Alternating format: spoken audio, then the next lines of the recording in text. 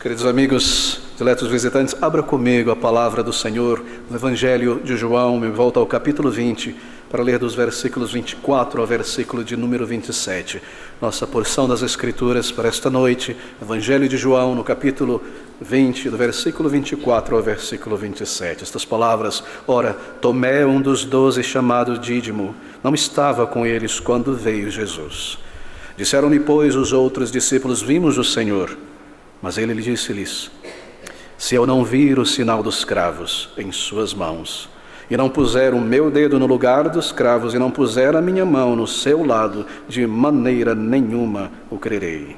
E 8 dias depois estavam outra vez os seus discípulos dentro, e com eles Tomé. Chegou Jesus, estando as portas fechadas, e apresentou-se no meio e disse: paz seja convosco.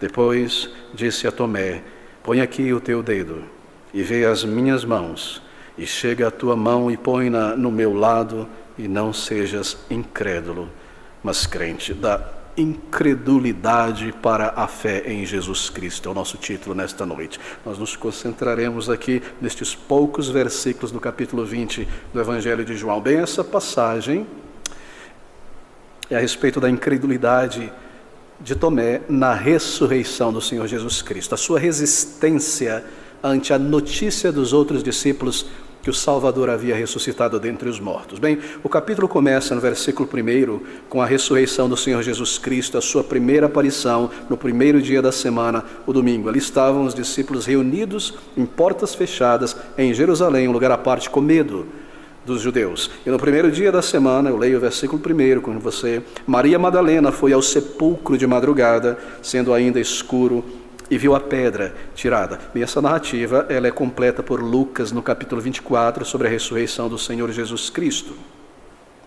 E assim o capítulo começa descrevendo os primeiros eventos na manhã daquele primeiro dia da semana, o domingo, as pessoas que viram o Salvador, a sua ressurreição e a sua aparição aqui a esta primeira pessoa, Maria Madalena. E nós lemos na sequência que correu, pois, Maria Madalena, e foi a Simão, porque viu que o lugar estava vazio, o sepulcro estava vazio, e ao outro discípulo a quem Jesus amava, e disse: eles levaram o Senhor do sepulcro e não sabemos onde o puseram. Então Pedro saiu com o outro discípulo, isto é, João, e foram ao sepulcro. E nós vemos que eles corriam muito. Pedro, provavelmente um pouco mais velho que João, talvez uns 10 anos mais velho que ele, corria, mas João, com maior fôlego, ultrapassou e chegou primeiro ao sepulcro. E baixando-se viu no chão os lençóis, baixando-se porque a entrada daquele sepulcro era baixo, era necessário se reclinar para olhar ali dentro. Ele olhou, colocou a cabeça para dentro do sepulcro e viu no chão os lençóis, isto é, que encobriam o Senhor, que José de Arimateia e outros discípulos haviam enrolado o Senhor Jesus Cristo com as especiarias para colocá-lo ali, e que o lenço que tinha estado sobre a sua cabeça, isto é, ele deitado sobre aquela pedra, naquele sepulcro, um lenço sobre a sua cabeça, cobrindo o seu rosto, não estava com os lençóis, mas enrolado num lugar à parte. Então entrou também o outro discípulo, João, que chegara primeiro ao sepulcro. Observe agora: e viu e creu, porque ainda não sabiam a Escritura, que era necessário que Jesus ressuscitasse dentre os mortos. Bem, não sabiam a Escritura. Não que eles não conheciam as Escrituras do Antigo Testamento, que diziam que o Messias deveria morrer e ressuscitar.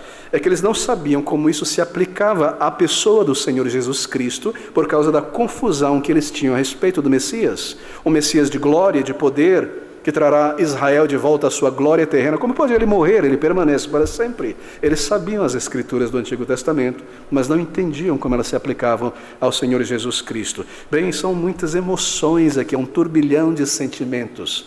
Maria Madalena, aquela de quem o Senhor Jesus Cristo tinha expulso demônios, curado, uma das discípulas do Senhor, ela não foi sozinha, Lucas nos diz que foi com outras também. Elas não viram Cristo, o seu corpo, naquele lugar. Então foram relatar a estes principais discípulos, Pedro e João.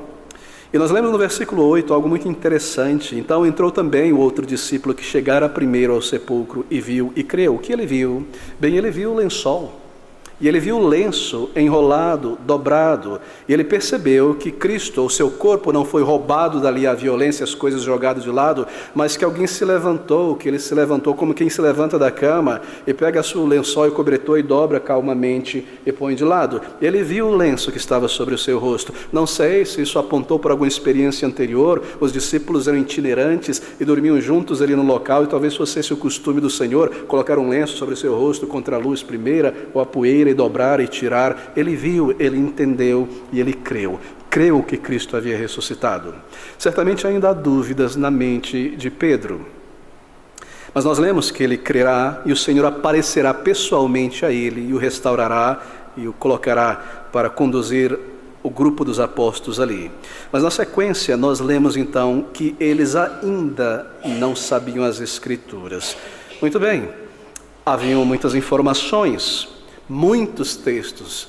Havia, ou há, melhor dizendo, no Antigo Testamento, uma família muito grande de textos bíblicos que declaram que o Messias, quando vier, ele deve ser crucificado, ele será morto e ele ressuscitará. E há também uma outra família de textos que diz que ele será glorioso, que ele terá grande poder e que ele permanece para sempre. Mas os escribas e fariseus colocavam todo o foco neste segundo grupo, nesta segunda família de versículos, que o Messias seria vitorioso. E eles ensinavam o povo que quando o Messias viesse, ele expulsaria os romanos, restauraria o poder a Israel e a liderança internacional, o trono de Davi permaneceria para sempre. Eles não ensinavam sobre a humilhação do Messias, que ele seria rejeitado, que ele seria traído, que ele seria executado pelos romanos, crucificados. E assim havia esta confusão na mente dos discípulos do Senhor. Eles criam em Cristo, é claro. Eles andaram com o Senhor Jesus. Eles viram em primeira mão os grandes milagres. Esse é o Senhor. Nós cremos nele, e nós o amamos, ele é o Messias, ele veio, mas eles tinham esta torção, esta distorção em sua percepção.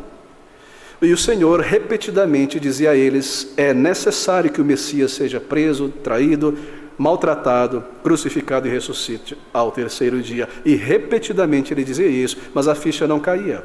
Eles não entendiam como morte e crucificação se encaixavam com a pessoa do seu Salvador. Ele é glorioso, ele realizou tantos sinais. Eu creio que ele é o Messias, nós cremos que ele é o Messias. Tu és o Filho do Deus vivo, disse Pedro e os demais também. Mas eles simplesmente não entendiam as Escrituras ou o sentido como aquelas Escrituras sobre a morte do Messias se aplicavam à pessoa do Senhor Jesus Cristo. Mas o Senhor, através de várias aparições a vários discípulos, começou a instruir a mente daqueles discípulos. E se você abrir comigo por um minuto, queremos apenas completar o pano de fundo histórico aqui em Lucas, no capítulo 24, do versículo 13 em diante, nós lemos um pouco mais sobre estes detalhes. Lucas, capítulo 23, versículo 13, volte um pouquinho atrás, ao versículo de número 33, estas palavras.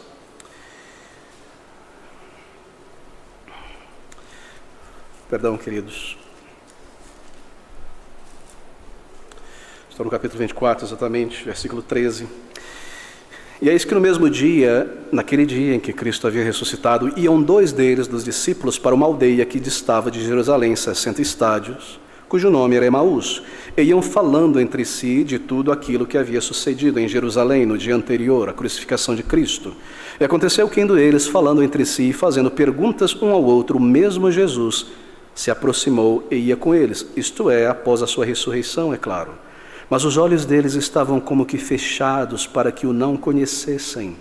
E ele lhes disse, que palavras são essas que caminhando trocais entre vós, por que estáis tristes? E respondendo um, cujo nome era Cleopas, disse-lhe, és tu só peregrino em Jerusalém e não sabes as coisas que nela têm sucedido nestes dias? E ele lhes perguntou, quais? E eles lhe disseram, as que dizem respeito a Jesus Nazareno, que foi homem profeta, poderoso em obras e palavras diante de Deus e de todo o povo, e como os principais sacerdotes e os nossos príncipes o entregaram à condenação de morte e o crucificavam. E nós esperávamos que fosse ele o que remisse Israel. Você percebe a ideia errada? O Messias glorioso, político, que ele remisse Israel dos romanos e dos gentios, mas agora, sobretudo, ele morreu, e já hoje é o terceiro dia desde que estas coisas aconteceram. E é verdade que também algumas mulheres dentre nós nos maravilharam, as quais de madrugada foram ao sepulcro e, não achando o seu corpo, voltaram dizendo que também tinham visto uma visão de anjos que dizem que ele vive. No versículo 25, e ele, Jesus, lhes disse: ó nécios e tardos de coração para crer tudo o que os profetas disseram a respeito da sua humilhação, a respeito do seu sofrimento, a respeito da sua crucificação e ressurreição. Porventura não convinha, necessário era, que o Cristo padecesse estas coisas e entrasse então, ressurgisse na sua glória. E começando por Moisés e todos os profetas, explicava-lhes o que dele se achava em todas as Escrituras.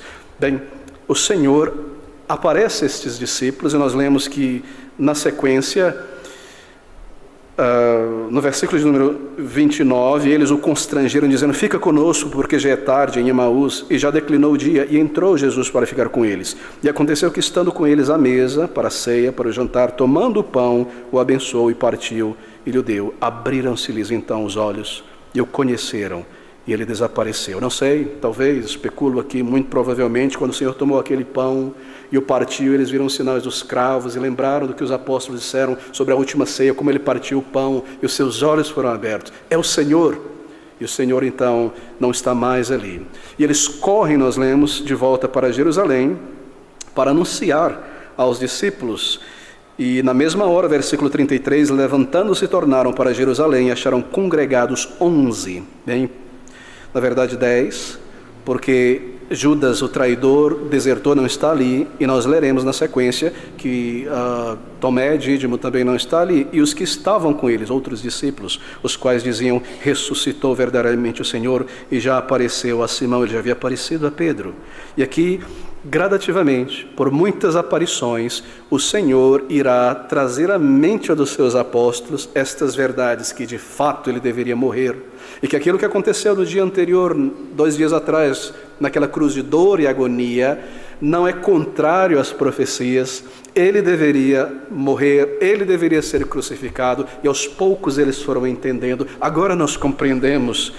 Naquela última refeição, na ceia, todos nós juntos ali, ele tomou aquele pão e quebrou e disse: este é o símbolo do meu corpo, como este pão é quebrado, eu serei quebrado, assim por dizer, morto, sacrificado, o meu corpo que é entregue por vós, o meu sangue que será derramado por vós para a remissão dos pecados. É isso que ele quis dizer. E o que aconteceu naquela cruz, às portas de Jerusalém, é exatamente, agora nós entendemos, ele cumpriu todas as profecias. Mas eu me volto ao nosso texto, João capítulo 20, e nós lemos essas palavras, dando continuidade ao raciocínio, que havia um discípulo que não estava ali naquele momento. Deixa eu voltar ao versículo de número 19, do nosso capítulo 20 de João.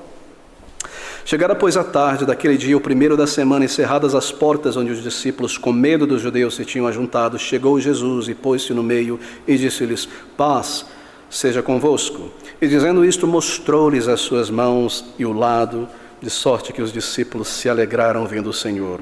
Disse-lhe, pois, Jesus outra vez: paz seja convosco, que indica não ser apenas uma saudação, mas sim uma bênção que ele está outorgando a eles.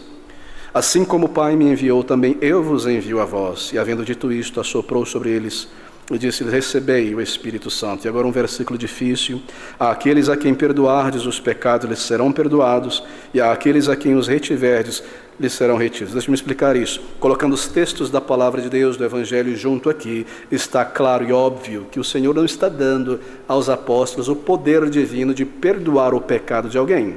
Mas ele quer dizer que pela pregação do Evangelho e a resposta daquelas pessoas ao Evangelho, seus pecados seriam perdoados por Deus, é claro, ou conforme uma resposta negativa ao Evangelho, seus pecados seriam retidos, ou seja, a autoridade da pregação do Evangelho, e não um dom divino de perdoar pecados humanos. E o versículo então 24, nós lemos algo interessante. Ora, Tomé, um dos 12, chamado Dídimo, não estava com eles quando veio Jesus. Bem, queridos amigos, observe a beleza da narrativa da ressurreição. O Senhor ressurge no terceiro dia, mas ele não sobe direto ao céu. Ele permanece ainda na terra muitos dias e aparece a muitos discípulos. Isso tem algo a dizer a nós. Se o Senhor tivesse ressuscitado e imediatamente subido ao céu, às alturas etéreas e distantes, isso teria comunicado aos discípulos e a nós que o nosso Salvador, ele é distante, ele não é próximo. E que nós estamos meio que largados, assim por dizer, neste mundo, não é? Mas o fato, é claro, deles terem visto o Senhor e o Senhor ter estado com eles, física e pessoalmente, comido com eles, falado com eles, abraçado eles, mostra o grande poder e o grande amor do Salvador. Sim, Ele é o Senhor da glória, Ele é o Deus eterno, mas Ele também é o Deus conosco, é um Salvador próximo, é um Salvador que ouve o nosso clamor, que está conosco e nos acompanha e prometeu nunca, nunca nos deixar. E estas aparições, você se recorda à beira do mar da Galileia, como Ele prepara o alimento e alimenta os seus discípulos, tudo isso fala sobre a proximidade. Ele deixou este mundo, mas Ele permanece o mesmo Jesus próximo. Ele é o Deus eterno, Ele é glorioso, Ele é o nosso Senhor, mas Ele está tão perto, tão próximo de cada crente. O seu amor e o seu cuidado e o seu interesse pessoal por cada crente é tão real, queridos amigos. Mas deixe-me seguir em nosso pensamento, versículo 24. Ora, Tomé, um dos 12, chamado Dídimo, seu apelido, não estava com eles quando veio Jesus. Disseram-lhe, pois, os outros discípulos: vimos o Senhor. Mas ele disse-lhes: se eu não vir o sinal dos cravos em suas mãos, e não puser o meu dedo no lugar dos cravos, e não puser minha mão no seu lado, de maneira nenhuma crerei. A incredulidade de Tomé. Tomé não estava ali quando o Senhor se apresentou pela primeira vez. Mas ele chega de algum lugar, e uma semana transcorre entre a primeira aparição do Senhor aos discípulos, quando Tomé não estava, e a segunda aparição, quando Tomé agora estava. Mas eles disseram a Tomé, no versículo 27, vimos o Senhor. É claro que isso é um resumo por parte de João. Eles falaram muita coisa, mais do que essas duas frases. Nós vimos o Senhor. Eles devem ter, ao longo daqueles 7 dias, falado, instado, e pelo testemunho de muitas pessoas que viram o Senhor, disseram a ele: Ele ressuscitou. E Ele cumpriu as promessas. E Ele está aqui, Ele apareceu a Maria Madalena e a tantas pessoas: nós vimos o Senhor, Ele ressuscitou. E eles explicaram e falaram em detalhes para Thomas, ao longo de toda aquela semana, tudo o que eles viram, tudo o que eles contemplaram, as palavras do Senhor Jesus Cristo, tentando persuadir, tentando provar. Mas você não se recorda, na ceia, você estava lá. Ele disse que seu corpo seria entregue, seu sangue entregue, por isso ele precisou morrer. E Tomé tomava essa postura fria e incrédula, e as suas palavras resumem os sentimentos do seu coração. Mas ele lhes disse, eu disse-lhes: se eu não vir o sinal dos cravos em suas mãos, e não puser o meu dedo no lugar dos cravos, e não puser a minha mão no seu lado, de maneira nenhuma eu crerei. Ele está dizendo assim: o Senhor apareceu, ele disse: vejam os meus cravos, ele está vivo. E Tomé disse: não creio não, porque podia ser um desenho ali, uma tatuagem. Se eu não enfiar o dedo lá dentro, e do seu lado não ver o sangue, eu não crerei. Você percebe uma declaração militante, ele se opõe, ele não crê. Há uma incredulidade séria, fria aqui, proposital. Eu não crerei. Morto não ressuscita. Ele se esqueceu. Ele é o Salvador, mas ele morreu. Eu não acredito mais nas palavras deles a partir de agora. Tudo contradiz. Esse é o sentimento que transparece aqui no coração de Dídimo, de Tomé. Mas ele disse: se eu não vir o sinal dos cravos em suas mãos, e não puser o meu dedo no lugar dos cravos, e não puser a minha mão no seu lado, de maneira nenhuma crerei. Ele debate, há uma descrença profunda, e ele deve ter argumentado com aqueles discípulos, e os discípulos com ele, e ele tentava contradizer o tempo todo todas as evidências. Mas isso não é possível, isso não pode ser, eu não acredito, se eu não vir o sinal dos cravos. Bastante oposto aqui, não é? Se opondo firmemente, militando em sua incredulidade, a descrença de Tomé. Bem, veja, ele cria em Jesus Cristo como Messias, é claro, e ele o amava. Ele esteve com ele ao longo de 3 anos, ele viu os sinais, ele viu as provas, ele ouviu as palavras dos lábios do próprio Senhor Jesus, palavras que nenhum homem como Cristo jamais algum dia falou sobre a terra, palavras de vida eterna, palavras de misericórdia, e ele viu as suas mãos, assim por dizer, o seu agir, as suas obras, mãos misericordiosas, mãos ternas, fortalecendo o abatido, trazendo vida, trazendo perdão, mãos misericordiosas. Ele amava o Senhor Jesus e cria que ele era o Messias, mas agora ele está morto e tudo acabou. Tomé estava esmagado debaixo de um sentimento como este. Nós críamos que ele permaneceria como os discípulos de Emaú, que ele libertaria Israel, que ele reinaria em nós com eles, mas agora ele está morto. Tudo acabou. Tudo acabou. Bem, a descrença de Tomé, e veja, um discípulo, testemunha de primeira mão, essa descrença ilustra a nossa descrença natural em Jesus Cristo. Há dentro de cada um de nós uma descrença natural na divindade, no poder, na obra do Senhor Jesus Cristo, na sua capacidade e méritos para salvar pecadores. A fé de Tomé, ainda não tinha sido testada, não é? Veja, ele estava com o Senhor Jesus e Jesus estava com ele. Enquanto o Senhor Jesus Cristo estava no barco, tudo vai muito bem.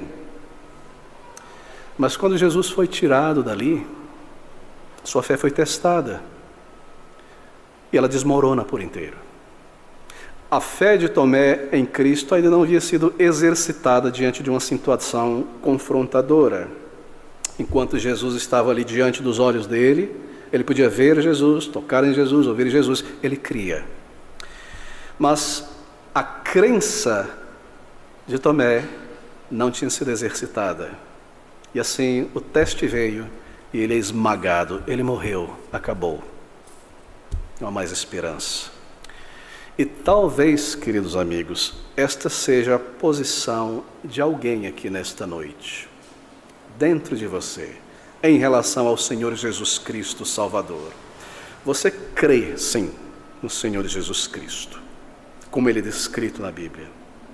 Você não tem dúvidas da sua divindade, que ele é o Salvador, mas você nunca foi a ele pessoalmente. Você crê que ele é o Salvador que Deus enviou a este mundo e que ele é apto e poderoso para salvar. Você crê nesta verdade teológica, mas você nunca experimentou, você nunca foi a ele como um pecador em busca de perdão e salvação. Você diz, eu creio nele, ele é o Salvador, mas ele veio para melhorar este mundo. Aí esteja a confusão, talvez. Eu creio nele, mas ele veio para melhorar a condição material humana. Tomé cria em Jesus como Messias, mas cria também que ele tinha vindo para melhorar a condição material de Israel. E talvez este seja o caso de alguém. Você nunca chegou à compreensão, eu especulo, que cristianismo é uma religião espiritual. É para a alma, é para o perdão de pecados e a reconciliação da alma com Deus. Que Jesus Cristo não veio a este mundo para ser um revolucionário social, para trazer justiça social, mas é uma fé, é uma obra espiritual. Ele veio para lidar com o problema do pecado. Eu creio em Jesus, ele é maravilhoso, ele é poderoso, ele tem poder imenso. E ele pode fazer qualquer coisa, e eu creio, eu posso pedir qualquer coisa a ele. Mas você nunca foi a ele como ele é, o Salvador de pecadores que veio a este mundo. Eu vou a ele como este Messias glorioso, político, poderoso, que pode mudar a minha situação, melhorar a minha condição, restaurar, me blindar e guardar de tantos problemas. Eu creio em seu poder, em sua divindade. Ele é Deus, ele não é meramente um homem. Ele não é meramente um revolucionário social, um hippie, ou o que quer que seja. Ele é o Deus, o Filho de Deus que veio a este mundo. Eu creio, mas você não foi a ele como um pecador que vai ao Salvador. Talvez essa seja a dificuldade. Eu não vou crer, disse Tomé. Ele morreu. E a partir deste ponto, eu rejeito as palavras de Jesus Cristo e eu estou indo embora. Não tentem me convencer mais. Eu não creio. Ele morreu. Aceite. Você perdeu. Não amola, mané. Eu vou pescar. Eu vou voltar para Galiléia e pescar. Essa é a posição de Tomé. Assim, queridos amigos, deixe-me dizer isso. Se você diz, eu tenho certas resistências pessoais a crer em Jesus como Salvador e ir a Ele como um pecador para a salvação, bem, não se espante com isso. Isso é a natureza humana. Isso não é algo anormal.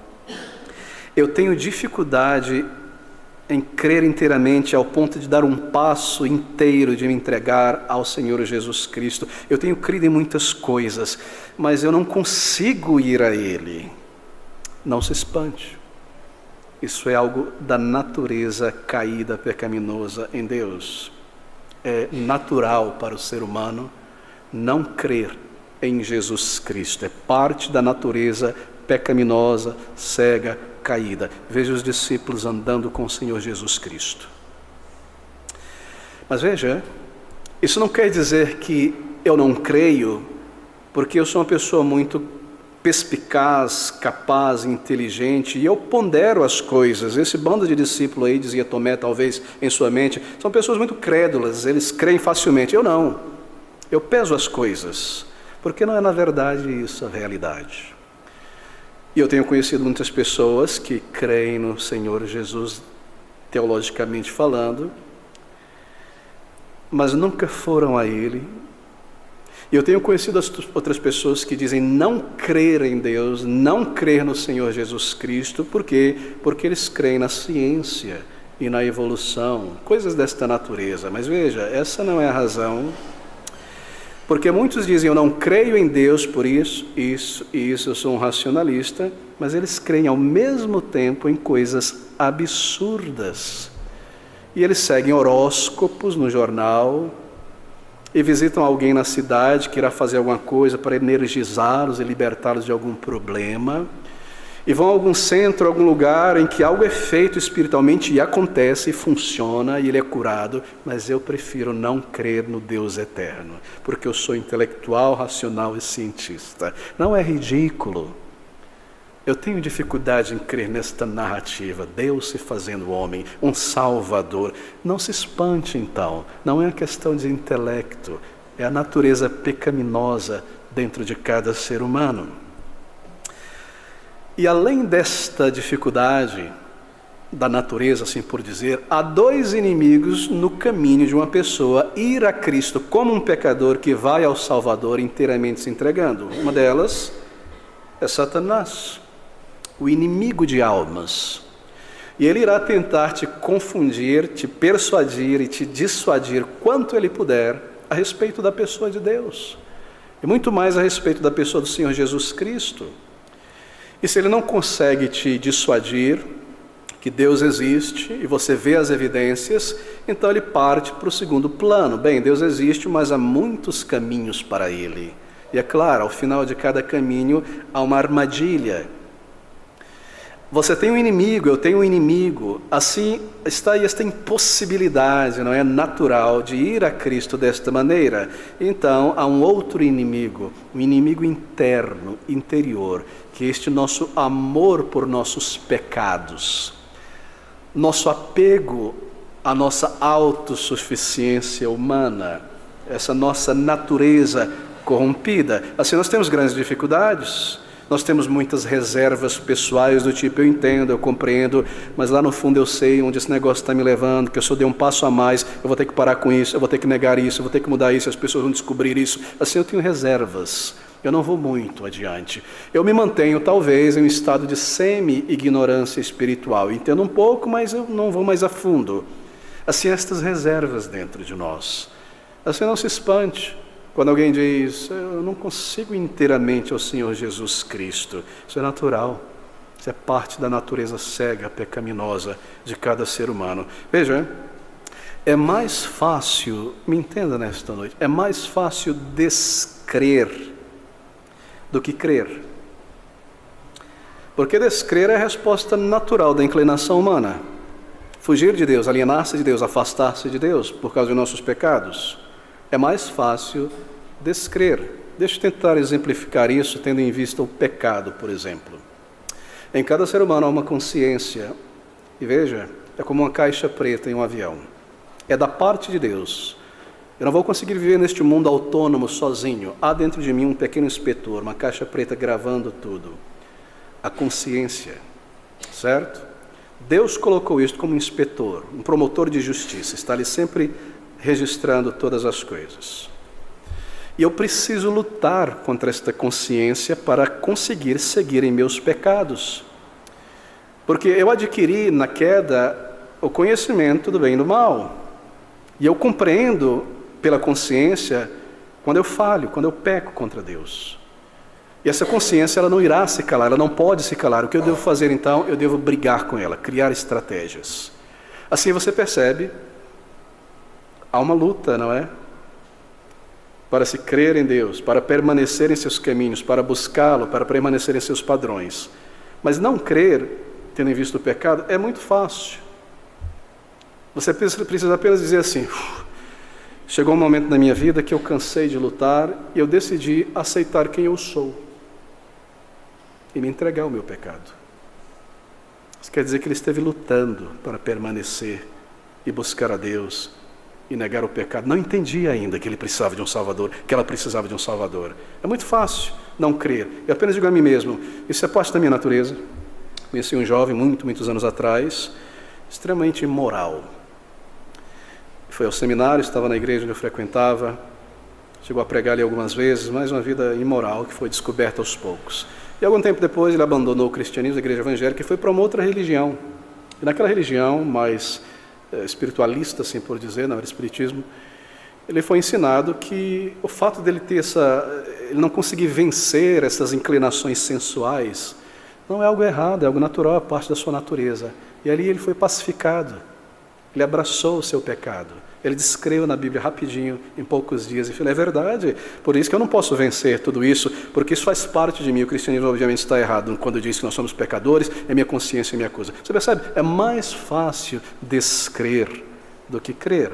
É parte da minha natureza decaída. Assim, queridos amigos, nós temos isso, e ainda há Satanás, o inimigo de almas, que irá neste mundo, pela música, por suas filosofias, pela novela, por livros, pelo teatro e de tantas maneiras, conduzir, formar a mente das pessoas a se distanciarem mais e mais de Deus.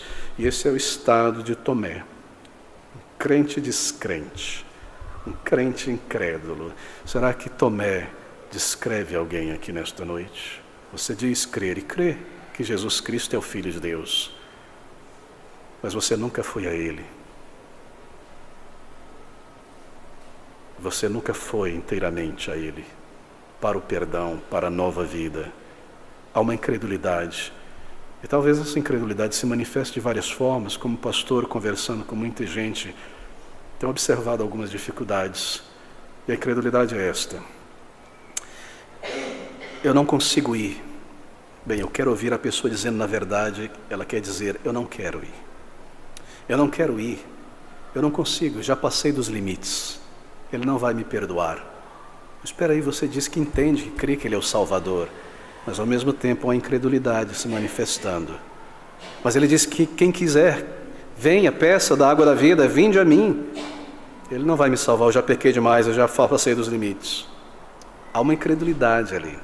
Outras pessoas dizem: eu já vi Ele salvar tantas pessoas e mudá-las completamente, mas será mesmo que isso vai acontecer comigo um dia? Há uma incredulidade ali, né? Há algo ali. Eu creio, mas eu descreio. Assim, queridos amigos, entenda isso, este é Tomé, e ele representa cada um de nós antes da conversão. Mas veja, há algo maravilhoso aqui, eu não devo me deter nesse elemento negativo. Nós lemos sobre a conversão de Tomé, e observe como isso aconteceu. Eu gostaria, nesses poucos minutos, que você se detesse nesses versículos, e nós iremos concluir, porque lembre-se, essa não é uma narrativa que está colocada aqui por acaso. Ela está lidando com a dificuldade de alguém. E a misericórdia de Deus é a espada de 2 fios lidando com a dificuldade de alguém em ir a Cristo. Atente para isso. Nós vemos este versículo 26 a 28, e 8 dias depois estavam outra vez os seus discípulos dentro. Uma semana passou, não 8 dias, é o outro segundo domingo da semana, porque os judeus contavam o dia de hoje, o dia de amanhã, como um dia, começava às 6 da tarde. Estava ali Tomé com eles. Chegou Jesus estando às portas fechadas e apresentou-se no meio e disse: paz seja convosco. Depois disse a Tomé: põe aqui o teu dedo e vê as minhas mãos. E chega a tua mão e põe-na no meu lado, e não sejas incrédulo, mas crente. E Tomé respondeu e disse-lhe: Senhor meu e Deus meu. O que aconteceu? Como ele passou da incredulidade para a credulidade, para a fé, bem, nós lemos que ele viu a Jesus, versículo 26. E 8 dias depois estavam outra vez os seus discípulos e Tomé, e chegou Jesus, estando as portas fechadas, e apresentou-se no meio deles. E versículo 29, disse-lhe Jesus: por que me viste, Tomé, creste? Não é uma pergunta, é uma afirmação. Você creu, Tomé, porque agora você me viu. Não é interessante? João não está dizendo que ele apenas enxergou Jesus ali. Ele está dizendo que ele viu Jesus Cristo agora de uma maneira diferente, com uma outra perspectiva, em uma nova perspectiva. Em que perspectiva? Bem, ele declara, são suas palavras no versículo 28, Senhor meu e Deus meu. Ele via Cristo e cria no passado como Messias político, mas agora ele o vê como ele é, Senhor meu e Deus meu. Ele o viu como Senhor. Ele não é meramente um homem, ele é o Senhor da glória, ele é o Deus eterno. E agora eu entendo tudo o que ele fez, e o seu poder e a sua glória, e que isso não contradiz o fato dele ter entregue a si mesmo para ser humilhado e morrer. Estava em seus planos. O Senhor se apresenta diante deles e diz: paz seja convosco, isto é, está tudo sob controle. Eu ressuscitei, não foi por acaso. Eu venci a morte. E Tomé o vê como ele de fato é, Senhor da glória e Deus meu. Não apenas o Messias, não apenas o servo sofredor de Isaías, mas o Salvador, o Deus eterno, Senhor meu e Deus meu. Meu querido amigo, foi assim que meus olhos foram abertos há 27 anos atrás, quando eu compreendi pela palavra de Deus, pelo espelho da minha pecaminosidade, que Deus é santo. Quando eu entendi que eu era um pecador, naturalmente eu entendi que Deus é santo, e eu o vi como Deus. Eu entendi que Ele é Senhor, e eu compreendi que eu não vivia sob o seu senhorio, mas eu guiava a minha vida vivendo em meus pecados. Ali eu o vi. Será que você já ouviu como Senhor e Deus? É assim que nós vamos a Jesus Cristo. Coloque de lado a ideia de um Deus todo-poderoso, uma força incontrolável que pode fazer qualquer coisa, mas que não possui uma mente, um plano e um propósito. Coloque de lado a ideia de um salvador social para este mundo, que veio para melhorar a minha vida e está ali para responder os meus pedidos, e olhe para Jesus como Ele é. Ele é o Filho de Deus, Ele é o Criador do céu e da terra, Ele nos criou, Ele não é meramente um homem, Ele é o Deus homem. Ele é a provisão de Deus para a salvação do pecador. Ele se coloca diante de mim como um salvador, porque eu sou um pecador que necessito de um salvador. Ele não se coloca diante de mim como um grande poder, porque eu preciso de muita resolução de problema. Veja-o como Ele é. Você crê nele. Você entende que Ele é Senhor, Salvador, mas você já foi a Ele, como um pecador vai ao Salvador, indo a Deus, indo ao Senhor. Mas há mais aqui. Ele também entendeu a palavra de Deus. Versículo número 27, depois disse a Tomé: põe aqui os teus dedos e vê as minhas mãos, e chega a tua mão e põe-na no meu lado, e não sejas incrédulo, mas crente. Eu não acredito que Tomé tenha feito isso. Ele se recolheu: eu não posso fazer isso. Eu creio. Mas ele entendeu o que a palavra de Deus diz. Ele deveria ser morto. Ele deveria ser traspassado, Isaías 53. Estava ali, estava tão claro nos profetas, e ele disse isso tantas vezes e nós não entendíamos. E agora a palavra de Deus brilha em compreensão em sua mente. Como os discípulos em Emaús, e ele entende o que significa aquilo. O Senhor não estava mostrando apenas um pedaço de carne cortado e o sofrimento, Ele está dizendo: tudo se cumpriu e eu cumpri todas as coisas. Eu sou o Cordeiro de Deus. Você se lembra Tomé andando com João Batista, junto com André e Filipe e outros? Ele apontou para mim o Cordeiro, como Cordeiro, o sacrifício que Deus proveu, como no templo, para o perdão de pecados. Ele compreendeu a palavra de Deus. Você já compreendeu isso, meu querido amigo? Ele não veio para melhorar minha condição social, para reformar este mundo que é um barco furado, mas para lidar com o pecado, para salvar pecadores. Assim, coloque de lado toda a ideia errada a respeito de Cristo. Vá a Ele dessa maneira. É maravilhoso, não é? Ele compreendeu o seu amor sacrificial, a sua grande misericórdia. Ele fez tudo aquilo voluntariamente. Ele morreu não por seus pecados, porque não tinha nenhum, mas no lugar de pecadores. Pela primeira vez ele compreendeu. Quando os meus olhos foram abertos, aos 18 anos de idade, 17 anos de idade, eu compreendi quão pecador eu sou. E compreendi que Deus é verdadeiro. E por vários meses, haviam muitas dúvidas em meu pensamento. E eu cheguei a um ponto, como nós lemos no Salmo, pela manhã, que os meus pecados eram tão vívidos em minha consciência, era um peso tão grande que me prostrava por dentro, que eu não conseguia olhar para cima. Porque olhar para cima era como olhar nos olhos de Deus, estando nu, sabendo que Ele me via por inteiro como um pecador.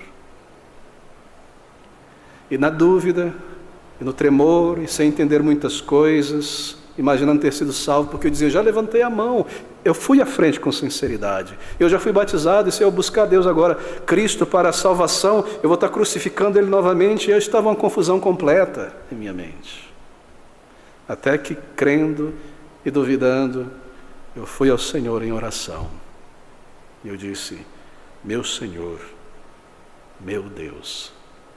Eu não podia chamá-lo de Pai, eu sabia que eu não era um filho de Deus, mas ali eu clamei, e ali eu roguei, e ali eu supliquei, e ali eu me entreguei ao Senhor. Oh, meu querido amigo, está tudo aqui, da incredulidade à crença.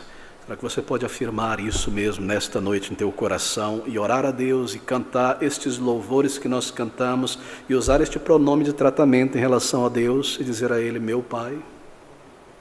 Você o conhece? Ele crê em você, assim por dizer. Ele está convencido por você. Qual é a sua situação nesta noite? Se ela se encaixa aqui, ouça com calma. E Tomé respondeu e disse-lhe: Senhor meu e Deus meu. Essa é uma declaração do coração, de convicção. Você percebe o contraste? Não crerei. Forte, não é? Senhor meu e Deus meu. E ao ir a Cristo assim, então você poderá dizer, não apenas repetir, mas dizer isso diante dele: Ele me salvou, Ele me libertou. E orar a Ele, e cantar estes hinos de fato, e significar estas palavras, e dizer: Senhor, Deus meu, Abba, Pai. Vamos orar juntos. Senhor Deus, Pai de misericórdias, olha sobre esta congregação de almas eternas. Não nos permita, Senhor, sair por estas portas e entrar nesta cidade e nos entregar outras vezes às preocupações passageiras e ao pecado. Lida conosco com misericórdia. Não nos deixe descansar na alma, nos pensamentos a respeito destas coisas, até descansarmos pela fé nos méritos do Senhor Jesus, indo a Ele como pecadores, para sermos salvos, salvos para sempre. Olha sobre nós é o nosso clamor e ajuda-nos e leva-nos a Cristo. É o que te rogamos em nome dele e para o teu louvor. Amém.